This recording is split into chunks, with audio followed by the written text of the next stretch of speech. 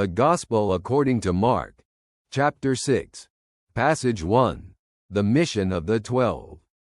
He called the 12 to him and began to send them out 2 by 2, and gave them authority over impure spirits. He instructed them to take nothing for the journey except a staff, no bread, no bag, no money in their belts. Wear sandals but not an extra shirt. When you enter a house, stay there until you leave that town.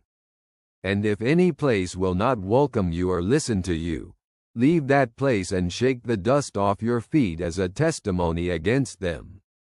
They went out and preached that people should repent. They drove out many demons and anointed many sick people with oil and healed them. As we read these words, let us reflect more deeply. Jesus sends the 12 apostles to preach the gospel, heal the sick, and cast out evil spirits.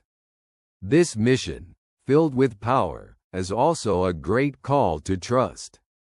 Jesus gives the disciples authority over impure spirits and the power to heal, but also tasks them with traveling lightly, without supplies, money, or extra possessions.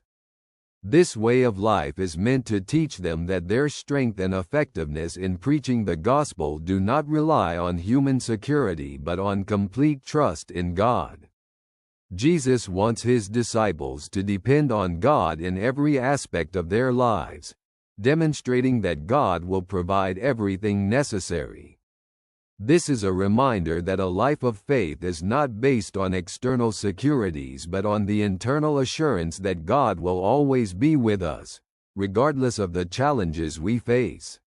When Jesus tells the apostles to take nothing but a staff, he calls them to a life that is simple, frugal, yet full of trust.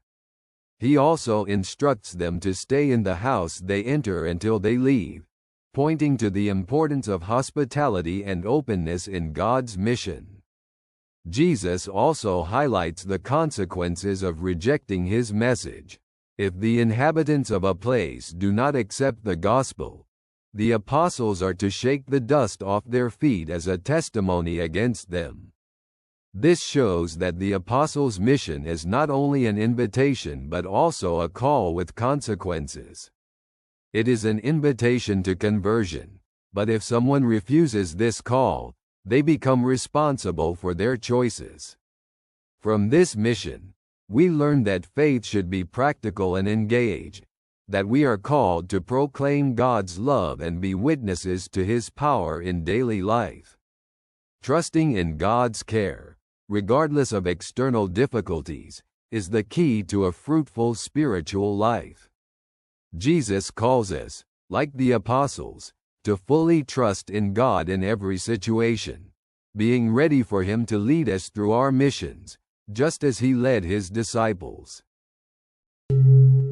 Thank you for today. See you soon. Your friend sends warm greetings.